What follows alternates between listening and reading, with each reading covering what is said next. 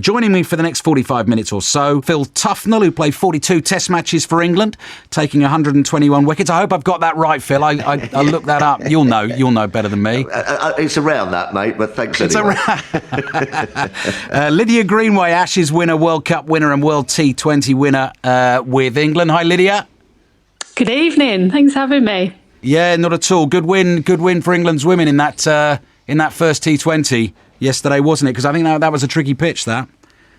Yeah, really good win. And obviously they were coming off the back of a disappointing T20 World Cup campaign. So I think to shake that off and get a win on the board is a bit of a confidence booster for them.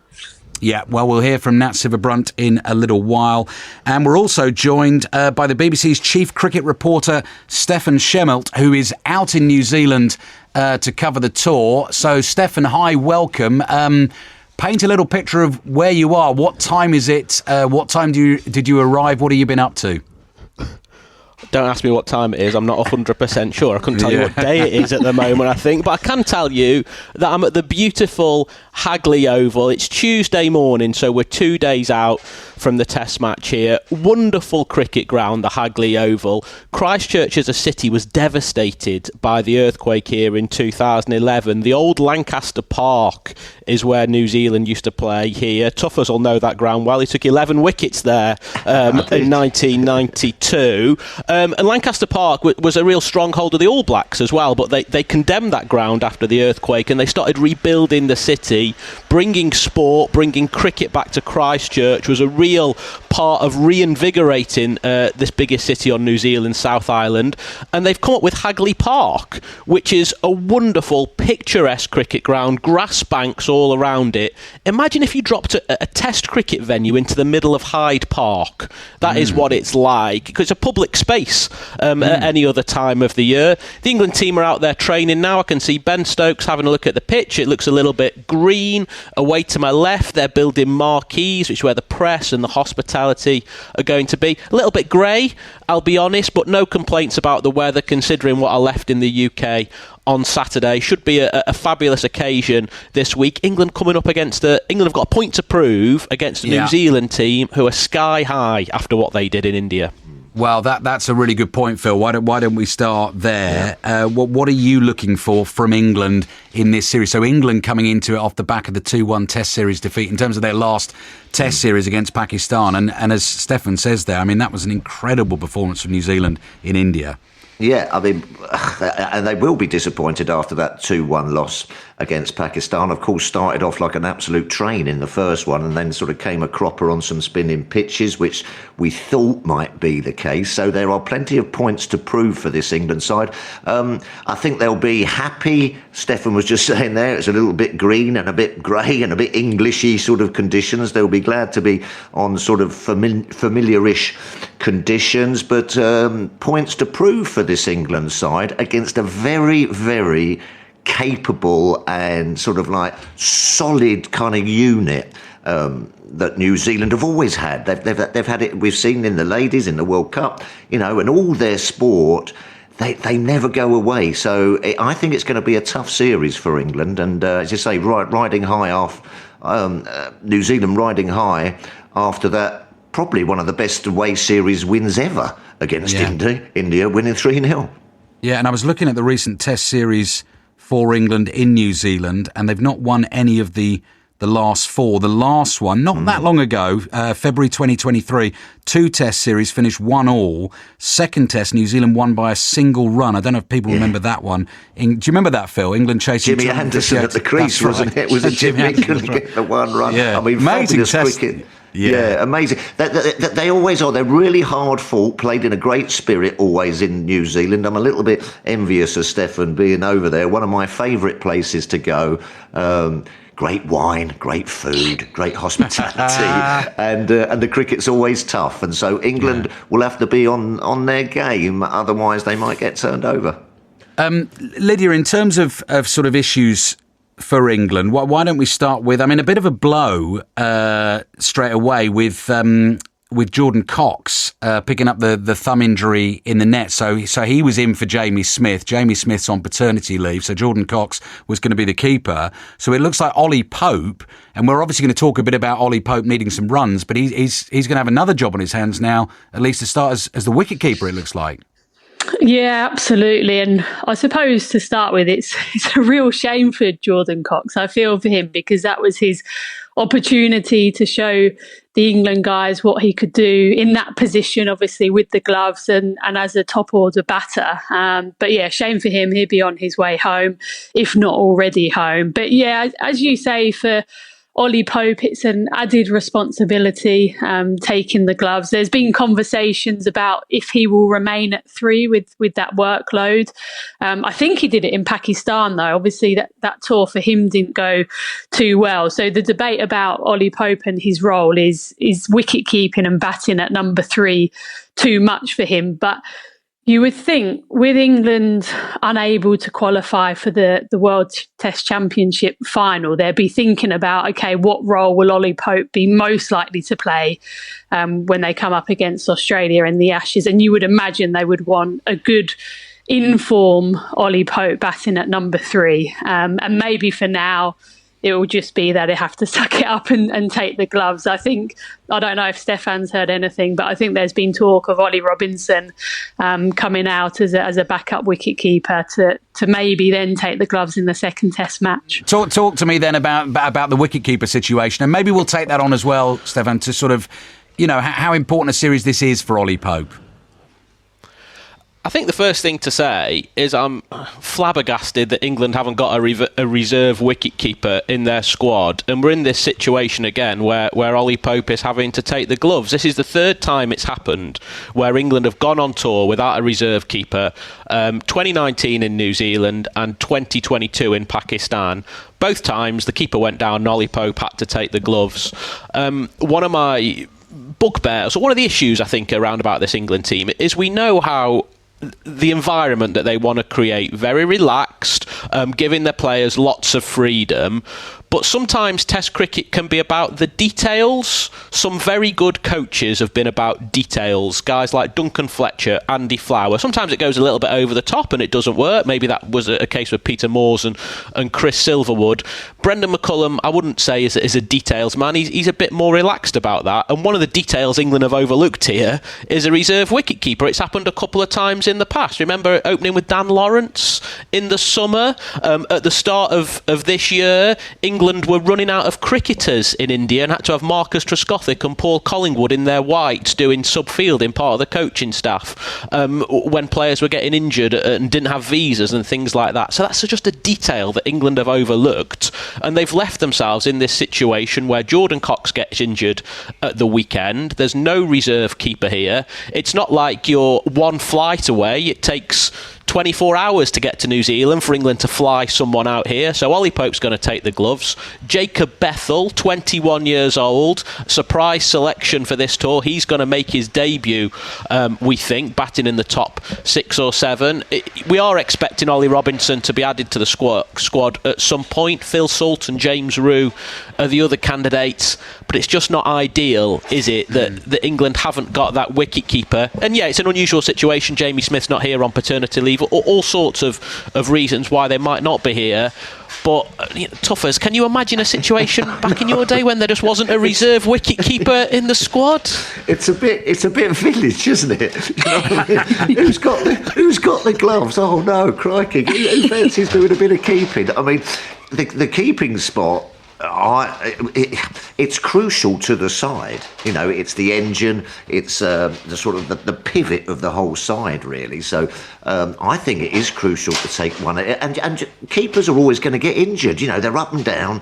Legs, backs, fingers are always going crikey. If you try and see a wicketkeeper holding a pint in the pub, he can hardly do it because they're all wonky and all smashed up all over the places. So yeah, another, as Stefan said, a little detail that has just thrown again Ollie Pope into this sort of mix. And as you said, he is under a bit of pressure. He's been under a bit of pressure in the summer and what have you. And people have just started talking about him and his place and what have you. Had the captaincy to deal with as well, didn't he? And now he's got the gloves as well. He must be thinking to himself, crikey, I just want to go out there and concentrate on my batting, but he's that kind of guy that, doesn't mind, you know what I mean? He'll do anything for the side. He's that kind of team guy. But, there does come a time when, he's there at number 3 for England. Yeah. In a weird way, Lydia, if you were going to flip it around, obviously that's a really onerous task to bat near the top of the order, and keep for however long you're going to be out there. But in a way, concentrate on the keeping, could that sort of take the mind off the batting a bit and you're not overthinking that because you're so busy doing the other job? Yeah, quite possibly. I think he did actually say that when he has done it before, kept and batted at 3, they did say to him, do you want to drop down a few in the order, just to give himself a bit of time to recover from time in the field. But his response was he's quite happy to take that, take the gloves and bat at 3. And as you say, it's similar to when you're captain. You often see it go one of two ways. When players are given the captaincy, they can really thrive off it and enjoy the responsibility, and then their on-field performances improve, or they can go the other way. So for Ollie Pope, it sounds like he's quite keen to do that role and stay at 3. But it's the physical element of it as well, isn't it? Obviously, who else would have done it for England? I guess Alex Stewart is a really good example of someone who did that role and did it well. So it's not to say that it can't be done, but I think it depends on your character and your personality, and in particular for Ollie Pope's situation, he's just struggling for runs at the moment. So, as you say, hopefully that can provide a bit of a distraction for him, and allow him just to go and play a little bit more freely with the bat. I think also, Lydia touched on it there, the physical side, but it's the mental side as well. And I was in that side with Alex Stewart, and he said that was the tough bit. He's as fit as a fiddle, and I'm pretty sure Ollie Pope is probably as fit as a fiddle as well. But he just said, you could be out there for a day and a half, and behind the stumps, you are concentrating every single ball, because every single ball can come to you. And then you could be, I don't know, Jack Crawley gets out first ball and you're out there, you know what I mean? And so it's the mental side of it. That, after a 5 day, 5 days test match cricket is exhausting anyway. But then to be able to do both of those jobs, you are mentally exhausted. Mm. Just on the subject of Jordan Cox, he's just wandered out to the middle. England are just going through England's pace bowlers are just going through their paces. Jimmy Anderson gone unsold in the IPL auction today as well. He's got the mitt. The fast bowlers are doing their thing, and Jordan Cox has walked out holding his right hand with that thumb sticking up in the air, the one that's been injured. You can't help but feel sorry for him when you know that he was due to make his test debut this week. On the subject of Ollie Pope, I think what we're probably expecting is that if England bat first in the match, Pope can stay at number 3 and everything sort of as is, and then maybe once he's kept wicket he can move around in the order. Tough as asking about who's got some wicket keeping kit. I think the last time this happened back in 2022 in Pakistan, Ollie Pope had to borrow Ben Folkes' kit. He wasn't ready to keep, didn't even have his gloves with him. And just on the details as well, England have got 3 frontline spinners in this squad, and Jacob Bethel, who bowls some left arm spin. He's an all-rounder. 3 frontline spinners in New Zealand and no reserve wicketkeeper is bizarre, particularly when I'm looking out at the Hagley Oval. It has got that green tinge in it. England will only play one frontliner in Shoaib Bashir, and you can just take your cues from what New Zealand have done with their squad. So they've just won in India, obviously very different conditions, but their 2 leading wicket takers were left arm spinners in Ajaz Patel and Mitchell Santner. Neither of them are in the squad for the first test. So that tells you what sort of conditions we're going to get. It just feels a little bit slapdash from England's point of view. From the squad that they've picked, it's left them exposed. They might be fine, but it's a situation that could have been avoided. Just on that, Stefan, when will you get a first chance to chat to Brendan McCullum, Ben Stokes, and sort of put that to them about the squad selection and what's happened? I'd be interested to hear what they had to say about it. Yeah, Ben Stokes is speaking a little bit later on today. We're going to hear from Joe Root as well in the next hour or so, because it's his 150th test this week. But I think Ryan Ahmed is the odd one. He's the selection I don't think we were expecting, but because he came into the 11 for that final test in Pakistan and did well, it was almost a case of, we can't leave him out now. He's had a good game. We better take him to New Zealand to keep him around the squad. But Ryan Ahmed, he went to Pakistan. He then went and played in the limited over series in the West Indies. I think he played 2 games there. Now he's back in New Zealand. I'm hearing that he's going to go on the Lions tour in Australia in January. I hope he's got a good air miles account, because he is doing a lot of travelling in this winter and not necessarily playing a lot of cricket. Yeah. Lydia, Stefan's already mentioned Jacob Bethel. So 21-year-old Jacob Bethel, who, we might see make a test debut here. Left-hander, a classic sort of England selection in these current times in terms of has never made a century in professional cricket, but they've seen something there that they feel could be made for great things. Yeah, absolutely. I think it's the batter's example of the Josh Hole pick in the summer, a tall fast bowler who hadn't necessarily proven himself at first class level, but that's the way that they operate. Brendan McCullum and Rob Key, they go very much on characteristics and not necessarily on the numbers, and I think that's the case with Jacob Bethel as well. I don't think he scored a first class century, but what we have seen is how good he's been in white ball cricket. Having commentated on him in the Blast and also the 100, he is without a doubt a talent. And because of the way that England are playing their test cricket at the moment, I think they would be quite happy for him to just go and probably replicate that, similar to the way that Ben Duckett has taken to opening the batting. So, yeah, on paper, it's a surprise, I think, for any test sort of stalwarts. But I think in terms of the Brendan McCullum and Ben Stokes era, probably not so much of a surprise, but it will be really interesting to see how he goes.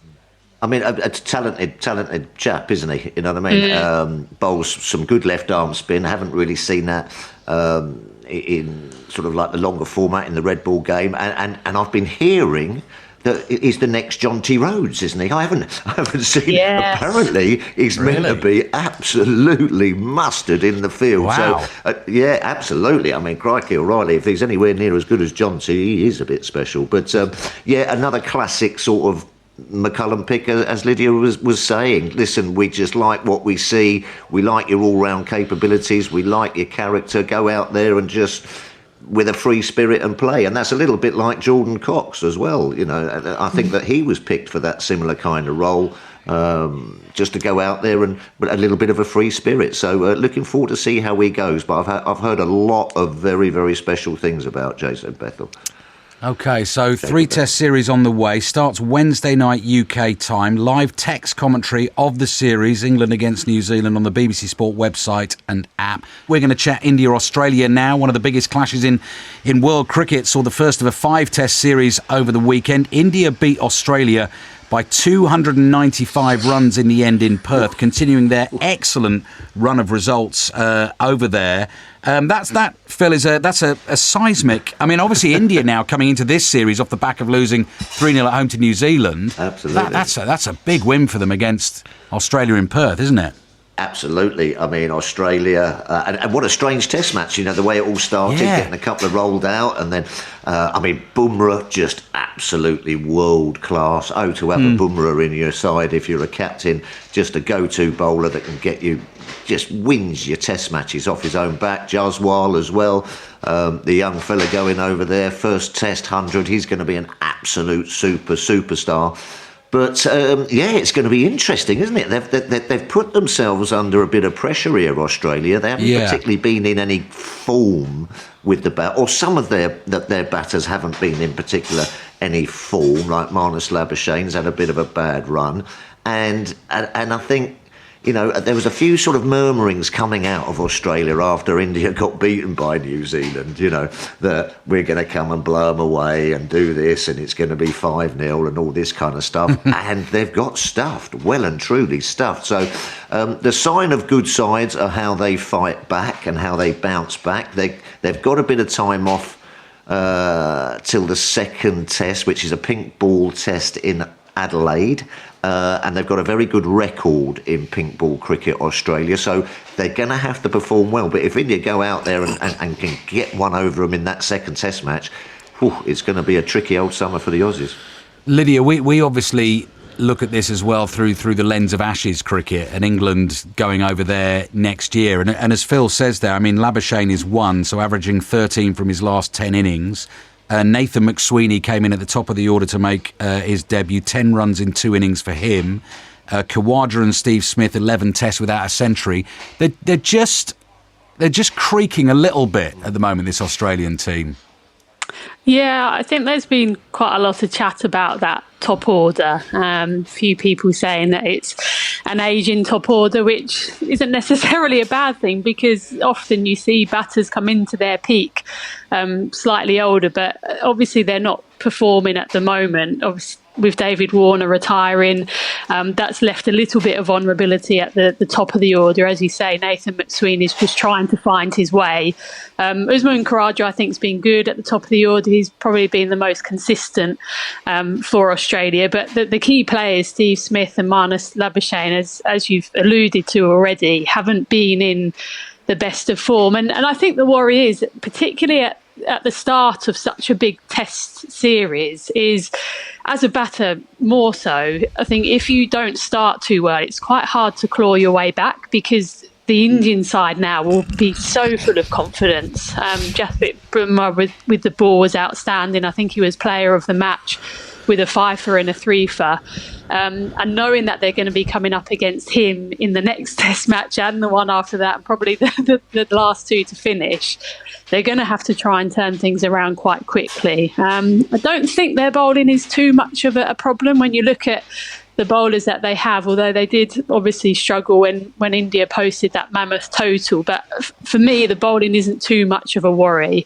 And there's been a little bit of chat from the bowlers alluding to the fact that maybe the batters need to take a bit more responsibility, which is unlike an Australian cricket team. I just wonder what Tuffers and Stefan think of that. But, well, yeah, I mean, very rarely, I mean, they're always such a group, aren't they? And they're such a what have you and everything. But just going back to Bumrah, and if you don't start well against Bumrah, he's one. I mean, ask Joe Root. He follows you around, and he's a really difficult bowler to then try and set your sights on, so to speak. Or how do you then go about him? Because with that action bowling at 90 miles an hour, changes of pace, he's one of those people that you wake up in the middle of the night sort of dreaming about and sort of like nightmares about. You just see him coming in with that action, and if he gets the wood on you early, you know what I mean, it's very, very difficult to come back. So it's going to be a fantastic series. Stefan, let's just go back to what Lydia was referring to there in terms of the sort of harmony in the dressing room, and Phil was saying, with Australia, you always sense that is so rock solid. The comments that people have picked up on in particular, this was Josh Hazlewood, obviously one of the bowlers, being asked about the batting in the top order after they'd gone down to 12 for 3 in their second innings. He said, "You're probably going to have to ask one of the batters that question. I'm sort of relaxing and trying to get a bit of treatment. I'm looking forward mostly to the next test." I mean, are there cracks appearing? I think the first thing to say is how you sort of alluded to it, Ali, throwing it forward to the next Ashes, and how fascinating it is at the moment of how here in Christchurch and then India and Australia, how the fortunes of those 4 teams are intertwined over the next 12 months. So New Zealand have just beat India have gone to play Australia, England play India at home next summer, then they go and play the Ashes in Australia. So in English cricket, it's almost an unhealthy obsession with the Ashes, and I think actually it's been to England's detriment that they've started looking too far ahead when being in the moment was a real strength strength of the Stokes-McCullum era at the start of it. Then they've started looking ahead to the Ashes, and then maybe they've lost their way a little bit. But it's relevant at the moment